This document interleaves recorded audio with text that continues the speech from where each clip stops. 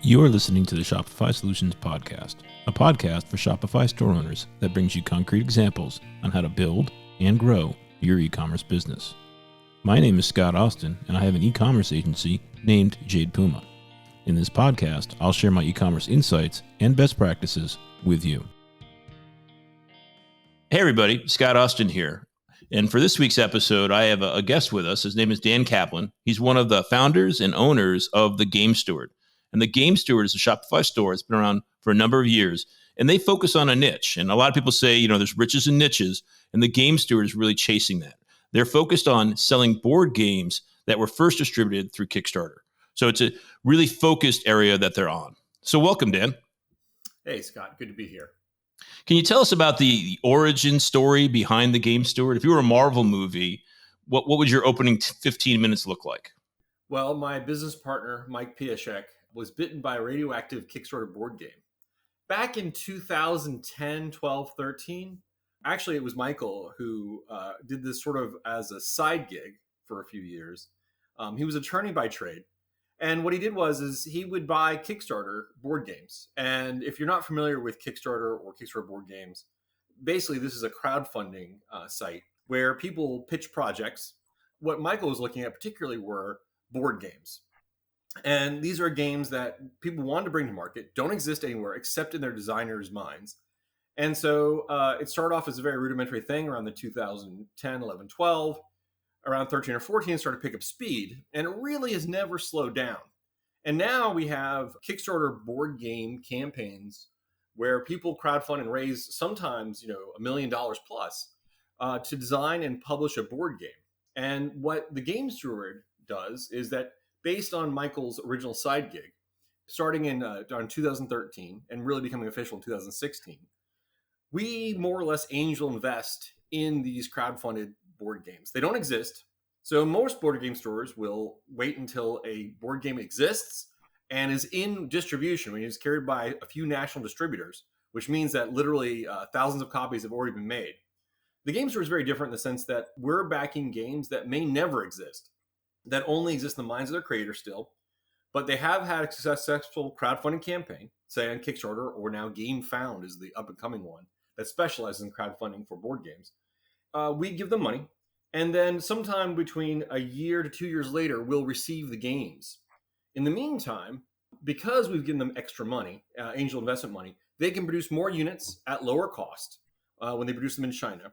And we're guaranteed a certain number of units that basically we bought through our contract. At which point, we put them online for sale, and we begin to advertise them kind of aggressively online and make them available with all the information and a lot of assurance as well. Because Mike and I work very hard, as does our staff, for trust and to maintain a very high level of quality. We also do things like on a Kickstarter, if the Kickstarter fails and the person fails to actually produce the game, this happens sometimes. Mm-hmm. Or they run off the money. That's happened occasionally. The Game Steward, if you buy from us, for example, what we do is we guarantee the game. So basically, if the Kickstarter doesn't happen, you get your money back 100%.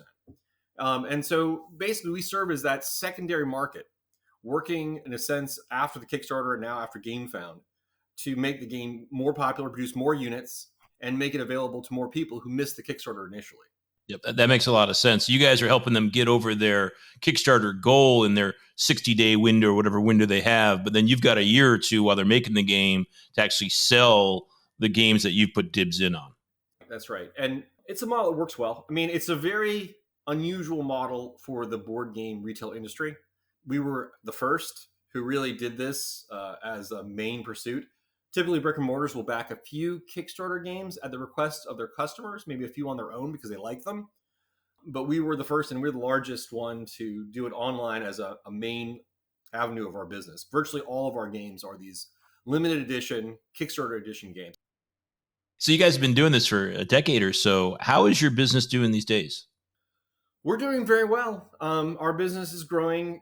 We were doubling. And this year, basically, we're looking some months between 40 and 50% over last year. So we're still growing by in multiple digits, which is to be expected as we grow larger. It gets harder and harder to double your business. Yep. We've got no complaints. Our staff works hard. We work hard to make our customers happy. And our customers are paying us back in spades by shopping with us and leaving us great reviews. That's awesome. And just to give a little context, like what is the size of your team? Just so people know that it's not just a guy hanging out in his garage doing this as a side business. You've got a full-time staff and a warehouse, I believe. Now we have, I believe we're up to 12, including Michael and myself, team members. And we have a warehouse in Vinton, Virginia, about 8,000 square feet. Yeah, so that gives a context of you guys are serious, legit, doing volume business. We're here today to talk about SEO. Can you explain for our audience what is e-commerce SEO? For those who've never heard the phrase SEO, it is out there quite plentifully called search engine optimization. And just to mention what that is in general, is basically for any website, if you want Google or Microsoft or one of the other search engines to find you and to really lift you out to search results for people searching for them, then you need to do search engine optimization for your site and for other sites as well. They call it on page and off page, for example. And when we talk about e-commerce SEO, or what I talk about anyway, what I really mean is SEO not designed for things like blog pages, for example, which are perfectly legitimate businesses where you want to bring people to see your ads, but SEO really designed for shops. Now you could have a brick and mortar, so I would call that brick and mortar e-commerce SEO. I'm really talking about online shop e-commerce SEO very specifically. So for example, like Shopify shops like we are. Mm-hmm. Now, how much of your traffic and sales today are driven by e-commerce SEO? Day to day, I will tell you, depending on whether we're off season or on season, for example, we may get 2,000 visitors a day from pure Google SEO, not counting other sources. Mm-hmm. Off season, it may go as low as 1,500 a day. So that's a fair amount of traffic for us. We have about in the US, it's about 1.5 to 2% conversion rate. Internationally, we have a 0.5% conversion rate.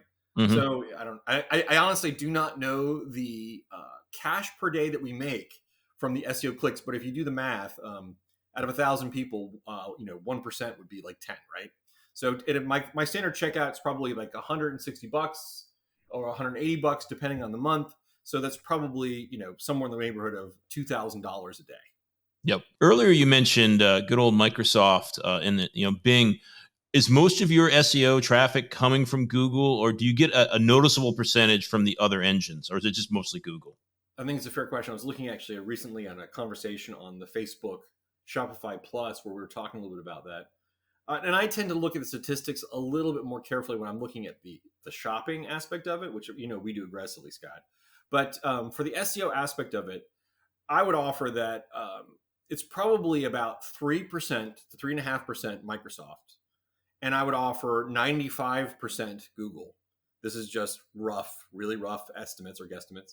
And then the rest of it's a combination of the other search engines. I mean, I could go if you want me to and take a look and tell you exactly the numbers that we get from these, but no, that's more than directional enough. What I just heard you say is it's all Google. Yeah, that's very. Do you even think about the other platforms? Do you just optimize all around Google and just come what may from the other platforms? Oh, I definitely do. I mean, one thing about this is that there are many opportunities. You want, as a shop owner, especially one when you start off and you don't have a lot of resources, you want to exploit them as much as you can, which is to say you want to leverage them to your purpose for e-commerce SEO. So what you're going to want to do is I would offer is you want to definitely register with your Google Search Console and definitely get your website set up on Google Search Console. Now, Google Search Console used to be called, I think, Google Webmaster Tools. And actually, that's something to talk about a little bit. There's a phase change that's happened since like 2010. It used to be that we thought of the web and we thought about webmasters, right? Making the best website they could. But what's really happened in a way is that now, everyone listening to this will know what I'm talking about. Everything is search. Believe it or not, for those of you who are a little younger, it wasn't always like that. There used to be direct, things like this where people would like vie for the name, let's say, Coca-Cola.com. Because someone would, if they wanted to find something, they would type that into their browser as a web address, and they would find the shop actually based on the URL name, like with the domain name. Now, that's unheard of today, right? And Google has taken huge steps to divorce that. So now, if you are the best resource for a certain piece of information and someone else is squatting on the best domain name, it doesn't really matter, because what Google's going to do, right? I'll talk most about Google, but it's true the other ones too, is that Google is going to take your pages and look at what you've done and give the best estimate they can to see what people are searching on Google would best be addressed by your site, because they basically want to find people the best answers they can. That's what makes Google money in the end, is being the best search engine and finding people what they want. That's what brings them back. So I would offer that Google Search Console is the number one thing. And then now this tells you a little bit of something. It's still called Microsoft Bing Webmaster Tool. Yep. It tells you like Microsoft's kind of a little sleepy in the uptake. But basically, that would be the second one I would register on, and I would definitely do it. If you're in Europe, and we do it anyway, like I said, I would also do Yandex. Yandex is thought of as being Russian / Chinese a bit. It's actually, I believe, coming out of the Netherlands, but it is also what I would call the third search console or webmaster tool, where I would register my site and your properties. Yep. And I'll say why. Why would you do this? You do this so that basically Google is aware of your site. And you can literally, if you need to, especially if you're a small store, I should say a store with a small number of products, you could literally go into that tool and you could put each of your product page URLs into your Google Search Console and ask Google, could you please crawl this page right away? Mm-hmm. And actually get on a queue to have your page crawl. If you don't do that, Google will probably eventually find you, but it may take a long time. And I would offer too, when I talk to my business partner about things, I've told them over and over again, when we want to get a product out, we want to get it as early as possible, because if you want to get search results on a product page, my base rule of thumb is it's going to be 90 days. You're going to get some before that, but if you really want to have a page about a swimsuit for the Memorial Day in the summer, I would definitely have that page out 90 days in advance. I would put it out and I would go to Google Search Console. I would go to Microsoft Webmaster Tools, and I'd probably go to Yandex as well. And I'd make sure that page gets crawled right away, so that when people start searching a few weeks before summer for that swimsuit, your page will be at least available for them. And if they hit the keywords just right, then they'll find it. But if you haven't put it out well in advance and you haven't registered with these tools, you're making it much harder for Google, Microsoft, and others to find you. So your step number one for any small Shopify store owner who wants to get into SEO and benefit from that, and I'm doing air quotes that nobody can see, free traffic, is the first thing you want to do is to go out to the different webmaster and consoles and register your domain. But it also sounds like your second step is, I'm not as proactive about this as I think you are. Like with my websites, I am registered with Search Console, but I just register my XML file from my sitemap and I let that do it. When I put up a new blog post or something like that, I don't go out and tell Console, hey, this new page exists. It sounds like you're being a little more proactive to really push that to Google to get it indexed more quickly. Yeah, I am. And I've got other ways to do that too. So the sitemap, you're absolutely right, is a great thing. And if you're a Shopify store, if you look at your URL and you then put I'm thegamesteward.com, if you then say /sitemap.xml and you would enter on your browser, you too can see this thing called your sitemap XML, which, and Scott, you're absolutely right. You want to register that on Google Search Console? Yes, absolutely. The sitemap XML registration is a key step. I would say this: you want to get registered. That's a first thing. Once you get registered with your properties registered, the next thing I would offer is you really want to concentrate on what I would call your on-page SEO for your e-commerce SEO, if I can use that word. Basically, what you want to do is you want to make sure that you have optimized your product pages so that when it gets crawled, all that information is there. Now, there's nothing wrong with getting it crawled right away immediately, but if you have basically a blank page, it's not going to have a lot to pick up. And it may be a little while before the update goes through. Of course, you can tell Google Search Console to update their caching of your page if you want to after you update it. So this is why I would say, especially for a small shop. And these are the guys who are going to have the hardest problem, right? Because they don't have the funds. And like myself, I didn't know what SEO meant when we started. I started in 2016. I've learned all this, right, while doing our shop. So basically, I would say register, get it all registered. And then what you want to do is you want to optimize your pages. So for you, and I think your business is a little bit different than most, right? And for you, it makes total sense that the product page is your primary destination from an SEO standpoint, right? Because all of your games have a title and people are searching for the title of the game. They're not searching for role-playing board games as much as they're searching for Monopoly or Risk or whatever the right, Kickstarter games that you guys have on your platform are. So in a lot of categories, let's say, shoes is always the example that I see in SEO articles where they say collection pages are really important because people are searching for black leather shoes, not, black leather Manolo, blah, blah, blah. Not at the product level. Most of it's at the category level. But for you, it's definitely the product pages are valuable. Do you see any traffic going to your collection pages, or is the bulk going to your product pages? We say go niche, right? I mean, if you want to sell chocolates and you basically have keyword chocolate over your pages, it's going to be kind of tough because you're going to have a lot of competition.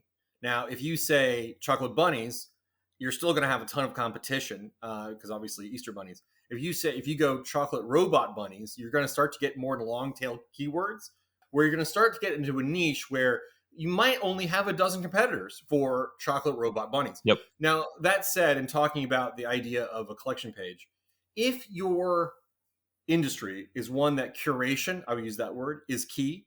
So let's say you do clothes. And I had a funny conversation with actually one of the people working at my bank. She was thinking about doing a shop and she saw my account and she was like, how do you do this? And so basically she said, we talked about it. So this is a good example. What her friend does, for example, is that she is buying all kinds of clothes, but her friend has a certain kind of taste and a certain kind of body shape. She actually models the clothes for herself on her shop. Yep. And so by putting them together, like you're saying, in a collection, she has a group of clothes that will appeal to a certain group of people, right? Who maybe have that same shape, have that same taste. And so for her, curation is what makes the collection valuable, because the idea is that a customer who likes one or two of the items in that collection maybe likes a dozen of them, right? Mm-hmm. So yes, if I were doing a shop where curation was king, where if any individual piece you looked at in the ensemble, like the belt or the shoes or the purse or what have you, it could be found anywhere else. It's the value is that they put it together, they've curated it. And that, I believe, to a certain extent gets to collection value. So at that point, you want to put a long tail keyword on your collection. Like, do you have funky psychedelic clothes for the summer? That's going to draw a certain audience, right? If that's your collection page and you've got lots of images on there that are going to attract them, I think that's going to be really, really useful. Now, you and I know that we worked on franchises. Yep. So, for example, at the Game Steward, one of the things we have now is Cool Mini or Not. It's also called CMON. They have a lot of games like Zombicide, and there's like literally there have been at least a dozen releases, and then within that there's like, God, there could be hundreds of different items that you can buy that are various expansions and accessories and so on. So we, to a certain extent, do that, right? We do these franchise collections, and if you're interested in some part of the Zombicide franchise, you can see the rest of the Zombicide franchise. You can also see what we carried before, and you can sign up for that again to get it reissued. Getting a little off subject, but the key there is that we do that, but it's not as strong for us. For us, at least my belief is that a lot of our customers are looking for that game they just learned about from their friends that they missed, and they know the exact wording of the game, or they know how to describe it. And so they're doing what you said, Scott. They're searching, and when they search, they come up with our site. Obviously, we have lots of images so they can see what they're looking for as well. And we can talk about using images to sell your products too, which I think is really underdone by a lot of shops. And then basically they come into our site and they search again, they find that product page and they buy it. Now, once they discover that page and they discover that game that they really wanted, might they discover that we have like 3 or 4 or 5 other accessories that go with it because of the franchise pages that are combined? Yes. But for us, I believe the funnel, if you want to call it that, the sales funnel, is that first they look for that killer thing that they must have. They find it with us, and then they discover, ooh, there's a lot of other things I need, as opposed to, say, someone who comes in because they want that funky psychedelic summer swimwear. Yep. And that collection has that name. So your product pages are your bread and butter for your SEO efforts. What do you do specifically on your product pages outside of what Shopify and your theme does for you automatically? What do you do to optimize those pages for SEO? So there's a lot of things you can do for on-page SEO. Just speaking first off in terms of strategy, before you even begin, and I'll say this, people who do blogs, they actually work in reverse of people like you do e-commerce like we do. By that, I mean, they say, well, what's a great keyword that's like getting traffic, but not a lot of good results, or would be easy to get number one on. And then they write an article, right, to steal that headline and try and get number one. And a real example, just so the audience understands, is somebody may be looking on Google for what people are searching for, like, should I buy solar in Southern California this year? And then they'll build an article around that keyword phrase because they see the traffic Absolutely, volume exactly. behind it.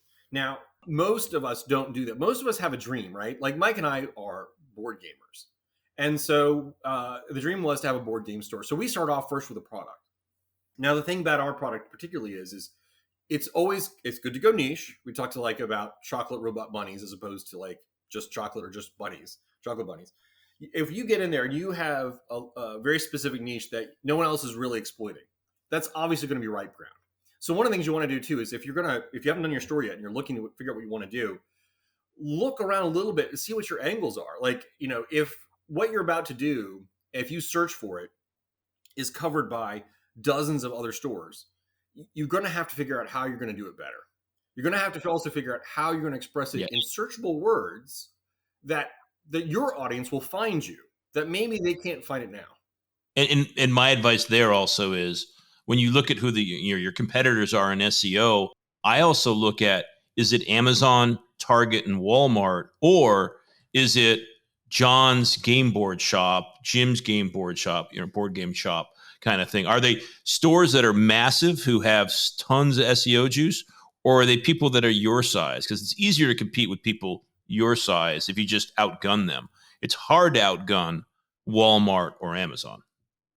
And we're talking about strategy, right? First thing is the thing that I want to sell, how do I get it out there? Now, once I have my strategy right, and once I have this product set where I believe that it's not currently represented and that especially shop could be useful, I'm going to do my on-page SEO, right? And I'm going to make sure that I have those keywords. Like, let's say in my case, Kickstarter board game. And I'm going to want to make sure it's in the content. So it's got to be well-written descriptions, right? That read like English, but contain the keywords. There's going to be obviously titles. This is really critical. The first 70 characters of the title really add to your SEO. So you want to make sure that you express in those what it is that you're offering. So to be clear to the audience here, that's your SEO title and your SEO description, which in the products page on the Shopify admin are down at the bottom of the page, and you've got to click to expand. I think it's called SEO metafields or something, and you click to expand it, and then you'll see these two entries, and your theme and Shopify are automatically populating those with an SEO title, probably based on your product title, and an SEO meta description based on the first characters in your product description. Are you then going in there and overwriting what is automatically put in and optimizing those? When you have a product page, okay, here the areas are really your description, your title, your meta title, you have canonical tags, you have alt text on things like your images, you also have image, and then within that, right, you can do things like I would recommend, we did very early on, we have a LD SEO application that we've used before it was part of themes. Yep. Now it's largely part of themes. Like we use Flex, for example, with the Game Store right now. And Flex obviously has some built-in SEO, how should I put it, fields that users don't see, that are what you just said, Scott. They are the SEO title. They are the SEO description. There are also some other things that categorize it so that search engines can read that very carefully. You want an application that's going to give you that formatted data within your page so that when Google crawls your page, that's how Google gets your information. And when Microsoft Bing crawls your page and Yandex crawls your page, that they can crawl those areas and read them immediately and very clearly and know exactly what it is you're trying to tell them your page is about. Yep. They're often very similar. And I would offer they probably should be somewhat similar to your actual visible title and your actual visible description. If those two things are disconnected, this is my understanding, is that Google will penalize you if they think that you're saying one thing and doing another. So I would offer that they're supposed to be the same. Now, and also I will say this, Google has been very clear. They do not want, for example, your SEO title or your regular title to be a bunch of gobbledygook keywords. That's called keyword stuffing if you repeat them a lot. What they really want, well-edited English copy. Now, when I say that, it should read to a human being as if it's just the article or description of your product and the title of your product, for example. But when you're doing that, remember to include your keywords, right? So I can say, zombicide invader. And then in parentheses after that, I often say like Kickstarter pre-order board game or special or whatever have you. Now within that, I have made that first 70 characters, right, contains the title of my game. But it'll also often contain the word Kickstarter, right, within that as well. So that when someone searches for Zombicide and they say Kickstarter, the search engine will go, wait a minute, I know a lot of people are selling retail Zombicide games, but this guy said Kickstarter in a search.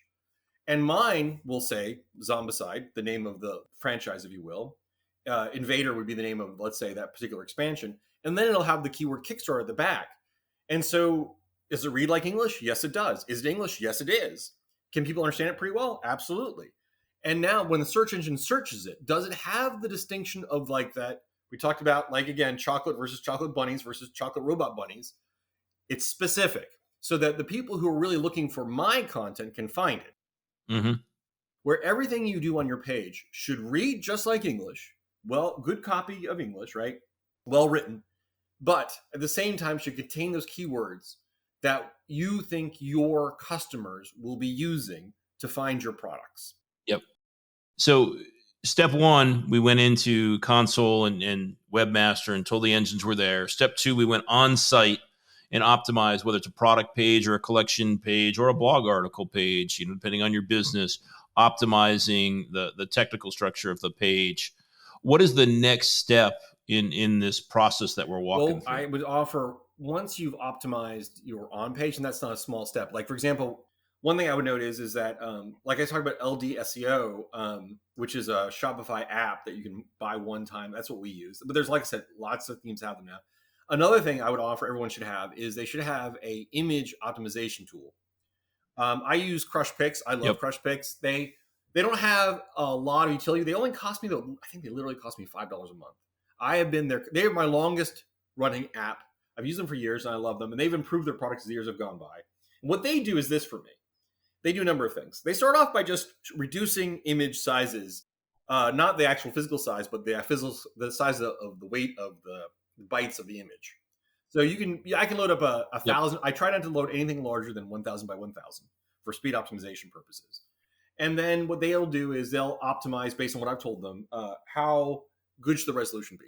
Will my pictures appear a little bit fuzzy? Sure, but is my themes sending them out at 400x instead of 1,000 on a side to cell phones? Yes, it is. So basically, that's the main function of them, is they reduce the size to increase the speed. And speed is actually the aspect of making your website move. So with the images, they do is they set the alt text. So then they also rename the image. So I can give it a formula where I can say, here, use these aspects of my on-site data and name the alt text of the image. This is one that doesn't show, but this is the thing that basically communicates to web browsers, for example, and searches, what is that photo about? And also, it will rename the image itself. So it can put keywords in that image name, and those can be different. So now I've got like another 140 or even more characters or words that I can actually add. Characters with the words, I'm not saying that quite right, that I can add SEO with. And when people search for, let's say, Zombicide Invader, or they search for Marvel Zombies, that's going to be a huge one, right? They search for Marvel Zombies. All of that art and all those images will have Marvel Zombies somewhere in their title and somewhere in their alt text. So when they go to Google and they search, Google might say, I don't remember Dan's page for Marvel Zombies, but I do remember he has an image called Marvel Zombies. Let me show that to this guy. And if he sees a picture of that box for the game, that Marvel Zombies, and he clicks on it, he's like, oh, he's there. So that's a good example, for example, where we can take an image. And that's also an SEO route for a sale, because we've optimized that image, right? We've made it the right size. We've reduced the size. We've only made it as large as it needs to be. We've given it its alt text. We've given it its title. And a lot of this can be automated by tools like Crush Picks, which is, again, a Shopify app. No, the Crush Picks tool is absolutely fabulous. And I don't think everybody understands how important, and I'm glad you're stressing that, how important image search is. How many people look at search results and see the text like, I'm lost, and they go and they hit the image tab on Google. It's a very common scenario, especially in shopping scenarios. I do it for things like, color schemes all the time. I'm not going to look at color schemes in a search. I might look for, autumn color scheme. I'm doing an image search when I do that thing. So the images are super important, especially in e-commerce. And a lot of people, taking their own photos and they upload the image, ds34572.jpg, and it tells Google nothing about what's inside that image. That could be a Nike shoe, it could be a blank box. So having crush picks and renaming the image and adding the alt text, two very valuable signals for Google to listen to on regular SEO and on image SEO. I think it's a super valuable tool and tip that most stores should be thinking about I doing. mentioned one other thing, that affects both images and what we've talked about so far, which are, I kind of hit on a little bit, which was, they call it long tail. And basically what that is we talked about earlier how people went from searching for website domain names to just searching on Google. It started to punish people who had bad pages that didn't explain things very well, but happened to be sitting on great domain names. And so this today is often referred to as long tail keywords.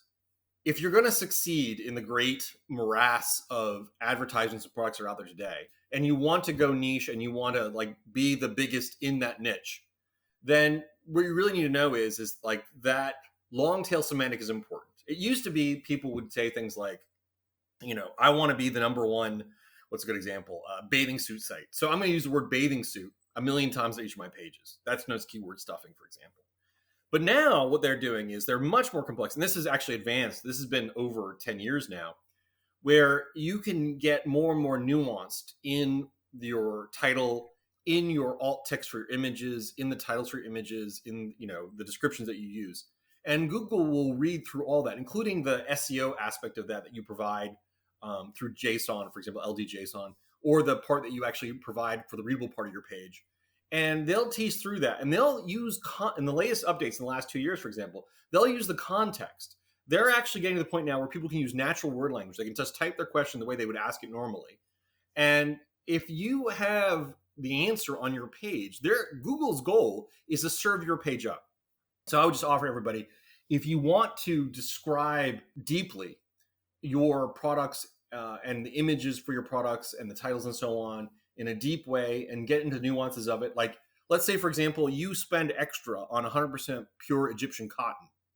You might want to get into that on your page because there may be some people allergic to wool, don't like other things, who are searching specifically with clothes and cotton. And because you added that to your description, you went into it in depth, some of those keywords will register for them. So I'll just say this too, whenever you're writing this stuff and whenever you're doing these formulas, you still want them to be what you believe your customer base is going to be searching on. But you want to get deep, you want to get nuanced, and you really want to get those long tail keywords because really Google has done a lot. And it's only accelerated in the last 2 years. And like I said, it started 10 years ago, where you can really get in there and do these nuanced titles and description. How much time do you spend? How much energy do you put into the customer-facing product description? Do you and your team focus on creating copy and optimizing that, like you're talking about, so that it goes into those long keyword phrases? I do not spend a lot of time on keywords for SEO specifically. We spend our time writing those descriptions and those titles. And I'll say though, we do have some patterns that we follow for describing them, partly because we want to give our customers who are repeat customers an idea of our cadence and where to look for things. So just like on a page, you might always keep certain information in the same place so your customers know where to look for it. Like they look for your footer to see like if they want to sign up for your newsletter. They click on your logo in the title if they want to go to your homepage, right? You don't need a homepage button for that. People know where these assumptions are going to be. So we try to be repeatable. And then that helps us to frame it up. Like I will start the description for my board game with, for example, Kickstarter X edition of such and such a board game, Kickstarter X edition of such and such a board game accessory. So I'll do things like I'll include the aspect of the game. Is it an accessory? Is it a supplement? Is it a standalone board game? I'll include like, was it Kickstarter? Was it Game Found? I'll include the title. I'll also say things like, sort of a little formulaically, but I'll always put in the same place. I'll say from, and I'll put, or by, and I'll put the vendor or the producer who created the game. And I do that first line, If you look at my website, will always have that same cadence to it. And then the next line will be includes, and that's where I'll get into each of the individual pieces of the game, particularly ones that are not in wide distribution. Like we said, we do limited edition.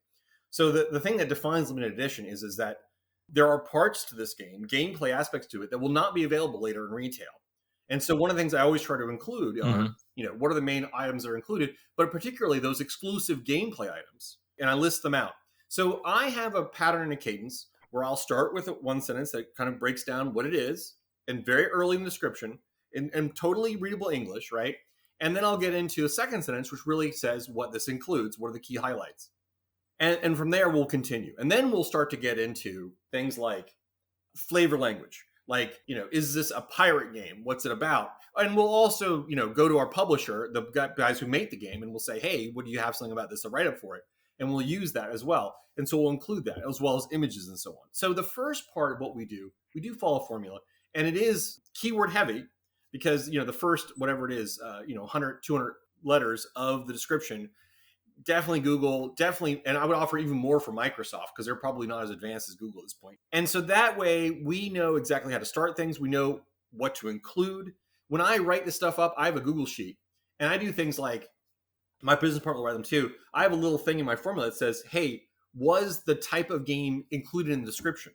So I'll know quality control, right? Did we say board game accessory in the description? Because we noted it is a board game accessory. So I've got a Google Sheet where we write our copy. I've got what kind of component or game this is. And I've got a certain number of quality control checks that tell me automatically, did I remember to include those in that description? Outside of that, whatever flourish my business partner wants to put on it or I want to put on it is fine, right? As long as we have those main key components. Well, I think the important thing to point out here is, and this is valuable learning for many stores, is you are reselling other people's products. And they are giving you content. They're giving you photos. They're giving you copy. And you're taking all of that, but then you're reprocessing it all and rewriting it optimized for your customers. You don't copy and paste what your vendors give you and put it up there. You're authoring it because you know your customers best and optimizing it around what they want to hear about and how you want to communicate to them. And like the best practice there is how many store owners out there today are not touching the product description given to them by their vendors. And it's most. And if you want to differentiate and be unique to stand out in the crowd, you're going to have to add value to that copy so that Google can pick up on that, see that you're different, and highlight There's you. only 8 or 9 spots on the first search page for Microsoft, Google, other search engines. And so if you want to be in that first page, again, what Scott's saying is key. Is you got to write the copy.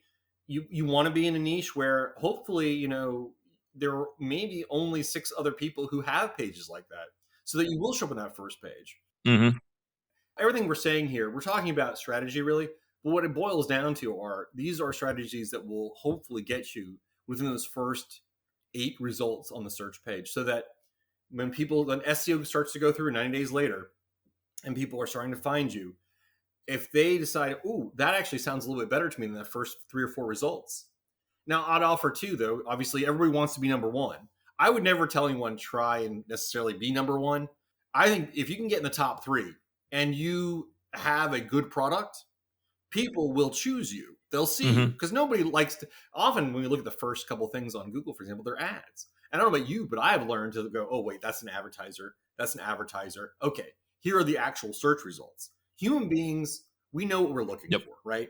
And so basically everything that, you, Scott, you and I are saying here is basically to help figure out how to write that page, strategy-wise, to get on those first 8 or 9 search results. And that's where those long-tail keywords, that niche product, that spending time to rewrite things so that the way that your customers will be searching for them will all pay off.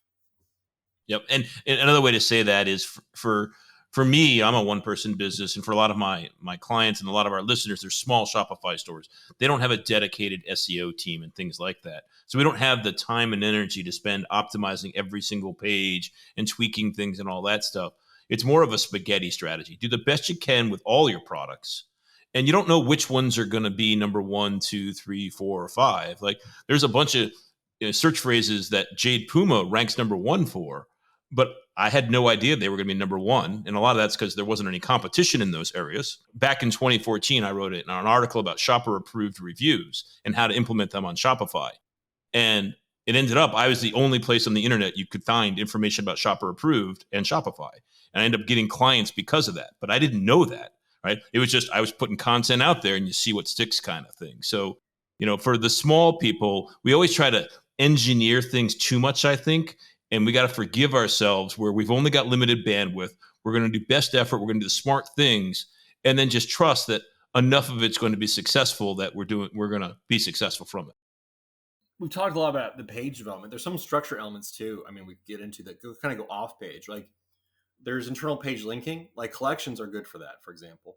I think everyone probably, if you haven't heard the word backlink, and I think every shopkeeper cringes slightly when they heard the word backlink, because everyone, like Scott, for example, will tell us like you need backlinks, which is to say, for those who don't know, it helps the authority of your site to have other sites point to you, right? To say, hey, these guys have a great chocolate robot bunny, or they have a great board game, or this is a good deal.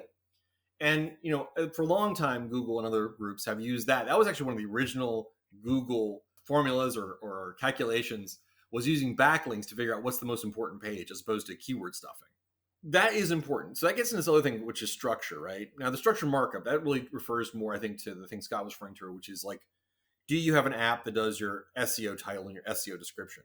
Page URLs, like, are they linked together? So everything, if your front page is the highest ranked page on your site, for a lot of people it is, any page internally you have linking from your front page will actually get a little bit of a boost, because your front page acts kind of like a backlink from another page because it's high ranking. So they actually just don't use ranking of external pages to your website for backlinks. They actually look at your internal linking as well. So if you want to get a page to make it more important, if you have a product that's sold out, for example, get it off your front page, put the products that are now available onto your front page so they can get that kind of boost, right? And those other ones don't. If you have a collection that's like Scott was saying, is super hot as opposed to a product page, well, there you go. All of the product links to that collection page are going to benefit from that. If that collection page is your highest ranking page in your whole site, then that is the best internal linking you can do. Now, that said, I'll just mention backlinks in that same context.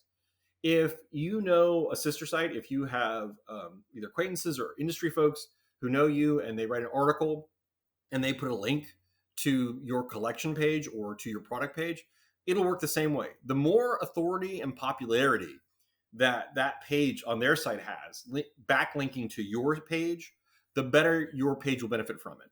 And there are sites that benefit a great deal from, really a tremendous number of backlinks. I'll just say though, Scott, we don't have a lot of backlinks on our site. Like we have a number, but we've never really courted a ton of them. And I feel like we've done quite well. Like I said, I sell thousands of dollars a day in free SEO.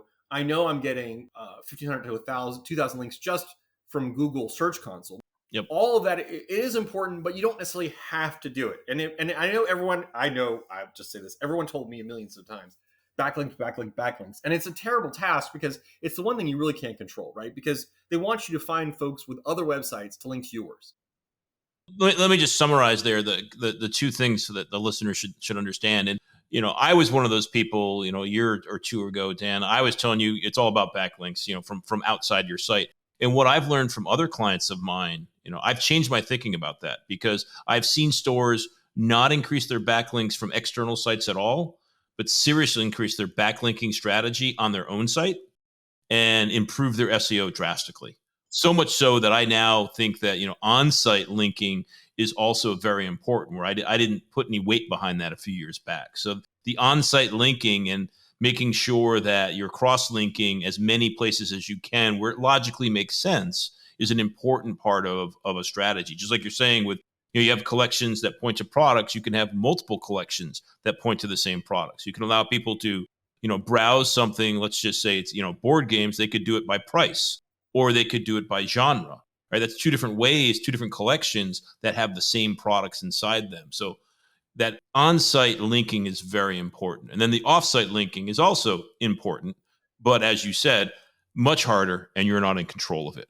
But you are in control of on-site, and I've seen it in a couple clients in the past year have drastic results because they improved their on-site linking strategy. I think part of that, Scott, too, is because the universe changed. In 2019, came out with BERT, and that was October 2019. I remember that because I saw it change my SEO, and I didn't know why. It took me a couple of months to figure it out of reading, because I looked at the date, and then I realized what had happened. BERT, bidirectional encoder representations, from Transformers. What that's supposed to mean, I don't know, but here's what BERT does. BERT does kind of like what Panda did on steroids. It's that release from Google in October of 2019 that actually took us even further away from backlinks, like we're talking about, and further away from like 2011 and Panda and like having a classic domain name to search. Because what it did is it taught Google the prepositions like for and to and the relationship between words, so that when they write an English sentence, for example, that's that update, they can find the exact page. And I would offer that's probably the greatest thing Google has done for small business, outside of free listings on a Google Merchant, which I think we're going to get to, which is basically that now if you don't do backlinks and if you do just minimal or whatever's best, whatever you can do to triage your internal links, right, to the best optimization you can achieve. And if you're starting off, none of your page is going to rank, right? Yep. It's just going to be your front page. Now, though, you can still get in there because, even though somebody else has paid or happened to know thousands of people in their industry and got those links and they had the contacts, if you build a better mousetrap, Google will beat a path to your door with BERT. Because now, and this, I think, like I said, this absolutely helped us. This was actually a thing where I watched it at the time. It's now rolled off my Google Search Console. But I'll say this too, for folks who have never seen it. Google Search Console has a graph. And I'm going to open a look at mine for a second here. It includes your total clicks, your total impressions, the average click-through rate, and your average position for your Google SEO. And when you watch that graph, you want to see those numbers go up and up and up. And when you do something on a certain date, it's good to write those dates down. If that has a positive impact on your graph, keep doing that thing, right? Keep happy accents. I'll just say, very few things that I intended to do well, Scott, did well. Almost everything that ever worked was I was trying to do X and I happened to do Y, and it turns out Y was a happy accident. And it actually helped me a great deal. Like, for example, you and I talked about this. You remember when I said to you, and I can tell you when it was because I can look at my graph. It was Friday, October 8th of 2021, I believe. I said, you know what? I'm going to put back up my sold out products. I'm going to leave them up sold out. Mm-hmm. And I'm going to let Google keep crawling them. Because, we would work together. You had suggested that we do... back in stock with Klaviyo, right? With back in stock. And originally it started off, we were going to do our own little Kickstarter thing where we said, hey, should we back this? And that evolved over time into, hey, this is sold out. Would you like to try it? Or would you like to sign up for it in case it comes back, right? That, again, happy accident. So, for example, this is getting off of SEO a little bit, but this was fantastic. What that turned out to do is that now every sold out page that we had was a page where people could sign up for it if it came back into stock. Now, not a lot of things do, but sometimes they do. But also, here was the unintended consequence. This is actually great proof of what I was just saying, a good example. What we didn't know at the time is that I had forgotten about it. We get tons of cancellations on our pre-orders. Like because we're putting stuff out years before it's available, we sell pre-orders. So our pre-orders can be like 6 months, 12 months. They can be 2 years. Well, people have problems. They need to pay dentist bills. And we have 100%, no questions asked, return policy, all your money back. No, it's not a problem. People keep explaining to us why. We're like, you really don't have to explain to us why. It's just, here's your money back. Please take it. And so what happens? That stuff goes back into stock. Well, before, when things went back into stock, they went back into stock. And because interest had waned after the Kickstarter ended and hadn't come into actual stock yet, the Kickstarter hadn't delivered yet, interest would wane and they might sit there for months. People had looked for it, but it had been sold out, so they didn't look for it again. Now what happens? Now, every time a copy goes back out, 25 or 50 people have signed up for this now rare item. So now they're all getting emails out of Klaviyo saying, hey, this thing's back in stock. And they're all clicking that page. So now all of our sold out pages, when we do get a cancellation, especially if it's a pre-order where it's sold out but pre-order, when they come back in stock, and people cancel all the time, they can sign up again and they can get a copy of the game. And also sometimes too, like we'll search the warehouse and we'll find like 10 copies that were not claimed or were not sold. And we'll put those out. And so people are really happy. So this is an example. When we started that, you and I think what we had thought about originally was like this idea of like having your own little, backer set up where should we back this game? Are you interested in this game? And what it turned out to be was this happy accident where now every sold out product on our site actually has value to our customers because they might buy 3 or 4 things, but they also might sign up for 5 or 6 things that are sold out. And if it's a pre-order, like I just said, they'll come back in and then boom, they can get it. And they're ecstatic. And here's the SEO benefit of that also, right? Not just only the back order stuff, which is super awesome, but from an SEO standpoint, just like you mentioned before, it takes 90 days on a good day to get a new page indexed. And you have this interesting scenario where all of your games, you only have a limited Right. quantity and then they're gone. Your inventory is always rolling over. And by keeping all of your products up, even the sold out ones, we have all these pages that are indexed that Right. don't get unindexed, right? And then those pages that are indexed, even if it's sold out, we're also showing the other games in that franchise and pointing to those other new pages and doing all that cross linking. You're not refreshing your page inventory every year or every 6 months like you were before. You're only building on your page inventory. And that I think is one of the things that also, like you said, unintended consequences of the decisions we made when we set up your redesigned site. Like I said, it was genius, and the setup that you did is fantastic. I mean, this is something that you get like 3 or 4 gems out of a rebuild, and that's one of the gems that came out of our rebuild with Jade Puma. I'd put out there too just a note Yep. that I know that Google has said it's better, they say, to have like 10 fabulous pages than like 1,000 mediocre pages. So I'll put that out there Yep. for folks too. For Yep. like you said, and it's good context. Thank you for putting it out there, because we're a specialty business, right? We're limited edition. So when I have something that has gone out of retail, it becomes a collector's item, right? When other folks do it, it may not be. So, if you can focus, and this is one thing we don't do, by the way, for SEO, though, that it's hard to do. I've seen one game store actually do it. If you can work with variants so that you basically concentrate a franchise to a single product page. I've not done it. I think it would be very difficult to do, Mm-hmm. infrastructure wise, and I think it would be difficult to do otherwise. But then what you can do is you can make that one page the end all be all page for that keyword. So if you have a bathing suit line or Yep. something else like chocolates, and you have a group together on one page, so it's instead of being spread against, let's say, a dozen pages or 20 pages, it's on a single page, and people search for it. For every time they're looking for those chocolate robot bunnies, they go to that page. They can find like 5 varieties of them or 50 varieties of them. Then that one page will Yep. get a lot more clicks. It'll come up in search results a lot more often, and Google will think that's a high value page. Another way to say that, right, is you're competing against yourself when you have 10 pages going after the same keyword phrase. And if you can make all those 10 pages one page, you're not competing against yourself. You're just putting all your wood behind one arrow to compete against your competition. Where I've got a page that's sold out that I can prune, I should, right? Because if it's really got low value, then I should take it out. So, for example, we even have separate pages for ding and dents. So I'll take out the ding and dent pages to make sure those keywords don't show up there, to concentrate the search results on those key, Yep. call them classic sold out pages that might come back into stock. And like we said, we do work to do that. You'd mentioned a couple times that we should talk about shopping listings, which is super valuable especially for small stores in getting Google traffic. So let's talk about Google Merchant. First off, there is this thing called Google Merchant. When you have a Shopify shop, for example, you can use the Google Merchant Shopify app, where you can feed a little bit of your product as a trickle into Google Merchant. You may not know that when you're doing it. I would offer that I don't think highly of the app. I would suggest that anybody who's interested in doing this seriously, look directly at Google Merchant. Go there today.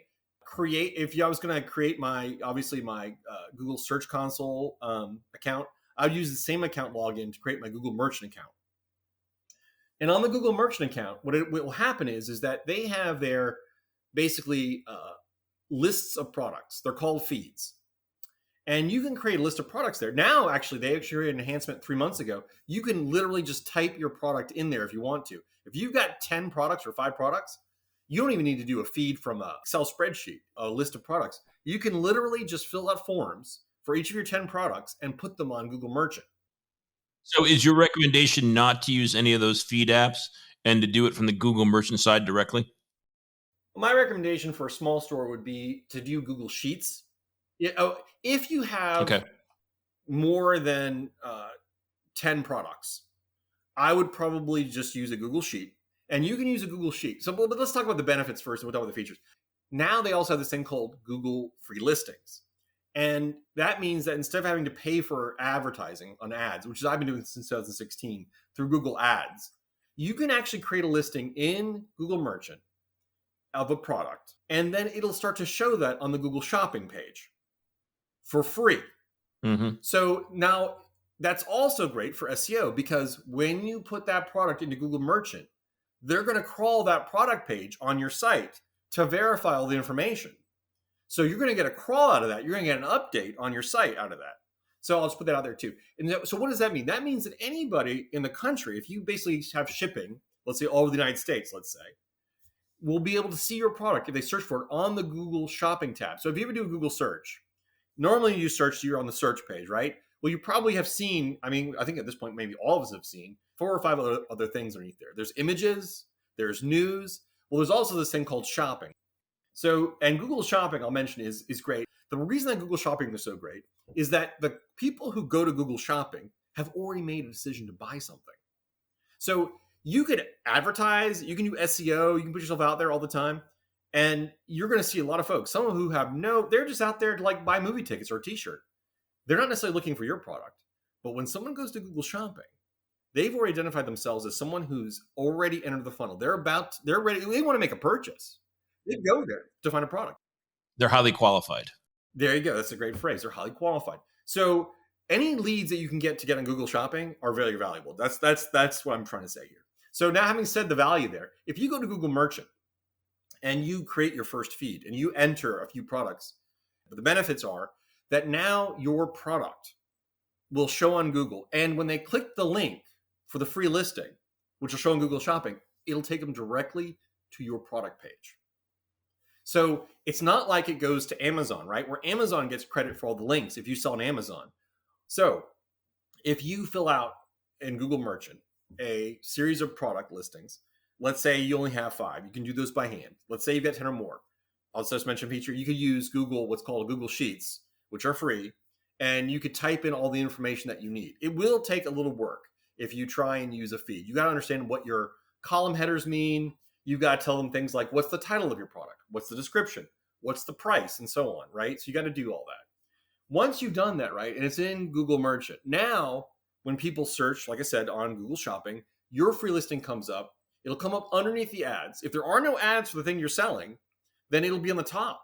And if you're the only one selling it, then that's where you'll be. And that's where I am for tons of stuff. Then they click it. It'll take them directly to your website. Now that your website has recorded this, and now we know that this typifies a person who would be interested in your products. So the more traffic you can get like this, until I call it critical mass, you build up a critical mass so that Google can profile who your customers are, and then it starts to make educated guesses out of the blue. Like it would look at Scott and go, Scott doesn't want Dan's board games. Scott wants like console games. He wants computer video games, right? I know you, Scott. And when I search, though, they know like I love board games, right? So they're going to send people like Scott to somebody who's selling video games. I don't sell video games. They're going to send someone like me to maybe the Game Steward. Well, they're doing that based on the fact that like I maybe am a hardcore board gamer and Scott's a hardcore video gamer beyond keywords in general. So by putting yourself into the shopping, for example, you're generating more traffic that's coming directly to your website, unlike in markets like Amazon and Walmart. And now that's going to add overall to Google's profiling of your site and making decisions about who to send next. So I would offer using Google Merchant is perhaps the second most critical step after doing Google Search Console. You know, I literally get 300 to 400 visitors a day from free listings. Now, I also get like about 1,000 people a day from paid listings. They used to have the difference between Google basic, I will call it, free listings, and what they call enhanced free listings. And last night I called Google Merchant because I was like, hey, what happened to enhanced? The button's gone. Because I get a lot of enhanced. They said, well, we made a decision. We've merged them all. So now everything's enhanced free listings. So that actually means that if you do just the most basic work to get your Google free listings in there, you will be included in virtually everything they have for free listings, which means like product comparisons, search results that you typically expect, but also when people look at a list of vendors for a product, for example, they may see chocolate-free bunnies and click on a link that shows them 10 different vendors who sell chocolate robot bunnies. So your free listings will be included in all of that now. So this is the right time. If you are doing a Shopify shop and you are at all niche and you have not gotten into Google Merchant and created your account and set up at least your free listings of all your products, and I would offer you can have more than one listing for a product. I always use the classic example of soap. If you sell soap, let's say, and it's great for getting motor oil off your hands, you might put out a listing in Google Merchant saying, hey, I've got soap that really gets motor oil off your hands. You have the term motor oil in your title. You have all this in your description. When people search, they say, God, I need some soap for motor oil, that your listing comes up. But you don't have to have just one listing per product. If your great soap also has a great lemon scent fresh or fresh lemon scent, you can actually do that too. Don't even mention motor oil. Just say same product page, but wonderful lemon scent, fresh scent, and put that in your description. And then people who are looking for, lemon fresh scented soap will find you as well. Both the motor oil people and the lemon appreciating people. This sounds like another reason to use your own manual created Google Sheet versus using a feed from an app, because then you can control how many times you're showing that product and under what description. So a question for you there on, let's use your motor oil hand soap example, where you have one ad for motor oil or one listing and then another one for lemony fresh scent. Is there a pro or con? I assume that Google wants to see those keywords, motor oil and lemon fresh scent, on the destination landing page. So there's this thing, quality. Now, I'm speaking also as a Google advertiser. So I'm a merchant. I advertise my wares using Google Ads. Yep. So I know a bit about how they do the triangulation between the advertisement, let's call it that, or the free listing, and the product page. Yep. And Google Merchant. And so your question gets into that. So they do some quality control. And what you want a high correlation between the words. What I would do is on that product page, I would be listing the fact that a story like, this is great. Maybe you're doing it like a narrative. Like, I came in from the garage and my hands were covered up to my elbows in motor oil. I grabbed my trusty bar of lemony fresh X soap and washed. So now you've got all those keywords in there. If you want to separate them out slightly by paragraph, you could do that too. Because I'll tell you, if you answer the question separately, you have a couple shots at other search results. Like, you could say a question of like, hey, question in your profile, is this good for removing motor oil? And then you could answer it. You say, yes, this soap is excellent for removing motor oil, and here's why. And then you get another question like, what does this soap smell like? Well, it smells like this. Now you've actually answered both questions on your product page, but you've also made yourself possibly open to a SERP.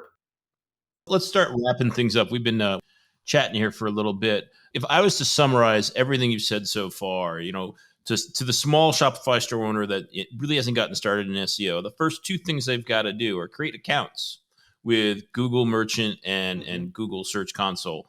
I'm going to say, Bing and Yandex if you want, but the must-haves are the Google one. And then in Google, in the Google search, you want to make sure that your product inventory and your collection, all your pages are getting indexed, and it'll show you that. You can actually see the numbers on the indexing. And there's all sorts of things you can use that tool for, but you're going to have to get hands-on with these accounts. You're going to have to play with them. You're going to have to understand them because you're going to use these frequently. We all have lots of tools we have to use in running our businesses, and these are just two more you're going to have to add to that tool set because they're important. You're going to be in them quite often. And then on your site, you're going to want to make sure that you know what your important pages are: products, collections, blog articles, those kind of things, and do the technical SEO, as you called it, on those pages. Things like the title, the description, and especially the images, which most people forget, and optimizing your images for that SEO best practices. And then making sure for the on-site navigation that things are linked to clearly and as many times as logically possible. But the big one for me, the hard one, that's why it's the big one. It's the big one from effort, is you've got to create your own copy. You've got to create your own content. You just can't copy and paste, because when you're copying and pasting, you're not differentiating, you're not standing out, you're doing what everybody else is doing. And the whole point of this is to stand out. And Google today is smart enough that quality makes a difference. It's no longer the vote method they used to do. How many people were linking to you? That method isn't as important today. Today, what's important is what you're doing on your site with your content and how you're authoring that. The best content, Google is smart enough to let it win, even if you're a small store without a lot of inbound links. Is that a summary of everything we've been talking about? I think it's a great summary, Scott. I think it's a great summary. SEO is such an important traffic driver that most companies that are going to scale to a certain size are going to have to become experts in that process. Yeah, if you have a passion for your product, that can translate. Everything's always hardest the first time you try. So Google Search Console, the first time I looked at it was like, wow, there's a lot of buttons here. There's a lot of stuff here. You don't swallow the whole cow in one bite, right? You're gonna have to take it a little bit at a time. It's gonna probably take. It took. I mean, I've been at this for years. You're gonna find nooks and crannies there that you find useful. You're gonna discover new things. If you just dedicate maybe half an hour a week to looking at Google Search Console, and just some of it's really rewarding when you start seeing queries come in and you start seeing those search terms. It can be quite interesting because you're like, wow, I didn't know. Like, ooh, that's what they're looking for. I see that this one page is doing well because I mentioned this one word, but this word actually applies to like a dozen other Mm-hmm. products. So if you really care about your product set and you're interested in it, then this actually can be a reflection of that. It's not necessarily completely different, but it isn't for everyone. I know with Mike and I, for example, Mike has a passion, really the passion for board games. And I've always been slightly more of an analytic sort of person. So for me, this was a kind of a no-brainer to kind of dive into the analytics of it. But like I said, you got to take it slow. It may be a matter of finding someone you can work with, who has a passion for it. If you do not, you got to find a way to live with it. It's going to be with you for the whole life of your online store. And until you get big enough that you can actually hire someone else to do it, I would offer, you're going to be either doing it yourself or having a staff member do it. If you hire someone to do this, I have never hired anyone to do this. I see this as integral to my website as packing the boxes. Now, I don't pack as much as I used to, but I taught my people how to pack, and like I said, we want to use extra bubble wrap. We never want our games to be dented. We want to do everything with care. We want the game to arrive as we would want it ourselves, right? Well, if you're going to take that much care with your business, take that care. If you possibly can get it out of yourself, out of Google Search Console, go in there, learn it yourself. Nobody else is ever going to know your business like you do. So if you can get at least a rudimentary grasp of SEO and you understand your business, you're going to be a powerhouse for your business. Because I trust me, I have never been able to hire anybody who had a passion for my business as I do. A lot of folks who do this, I mean, nothing against them. They're handling dozens and dozens of accounts. You're going to be like one more cog in a wheel. They may not figure out the special nuances of your particular store. But if you care about it, if you love your product and you understand your customers and your keywords, and you look at this, you're going to be able to see the opportunities that they can't recognize. And you're going to take the care to do it. That kind of attention, that kind of care, Google Search Console, Google Merchant Free Listings, take care with it, do it yourself.